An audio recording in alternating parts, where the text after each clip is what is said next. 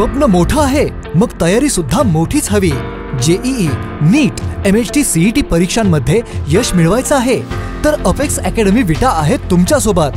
तज्ञ, अनुभवी, प्रशिक्षित प्राध्यापक, डिजिटल क्लासरूम, सर्वोत्कृष्ट स्टडी मटेरियल, सुसज्ज ग्रंथालय व प्रयोगशाळा, विद्यार्थ्यांसाठी दैनिक शंका निरसन सत्र, विद्यार्थ्यांना वैयक्तिक मार्गदर्शन, डेली प्रॅक्टिस पेपर, प्राध्यापकांच्या निरीक्षणाखाली ज्यादा अभ्यासिका, मुला मुलींकरता स्वतंत्र हॉस्टेल व मेस, निसर्गरम्य सुरक्षित कॅम्पस। आता डॉक्टर इंजिनियर होण्याचं स्वप्न पूर्ण करा अपेक्स अकॅडमी विटा येथे। आजच प्रवेश घ्या।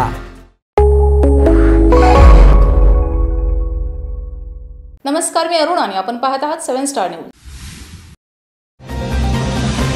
ताकारी उपसा सिंचन योजना सुरू झाल्यापासून बऱ्याच लाभधारक शेतकऱ्यांकडे कोट्यवधी रुपये पाणीपट्टी थकीत आहे। तसेच सध्या बहुतांश शेतकरी पाणीपट्टी चुकवण्याच्या हेतूने लाभ क्षेत्राबाहेरील साखर कारखान्याकडे ऊसाचे गाळप करत आहेत।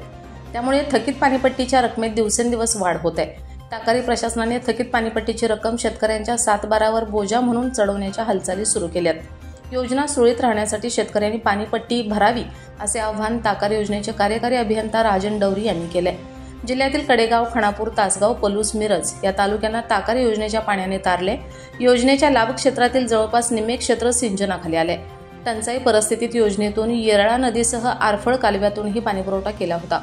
ताकारी योजना सुरू झाल्यानंतर बांधकाम, वितरण, मोजणी आणि वसुली ही सगळी जबाबदारी एकाच विभागावर होती। अपुऱ्या कर्मचारी संख्येमुळे ही जबाबदारी काटेकोर सांभाळण्यात प्रशासन काही अंशी अपयशी ठरले। याचा फटका लाभ क्षेत्रातील ओलिताखाली आलेले क्षेत्र मोजणी करून वसुली करण्यात झाला होता।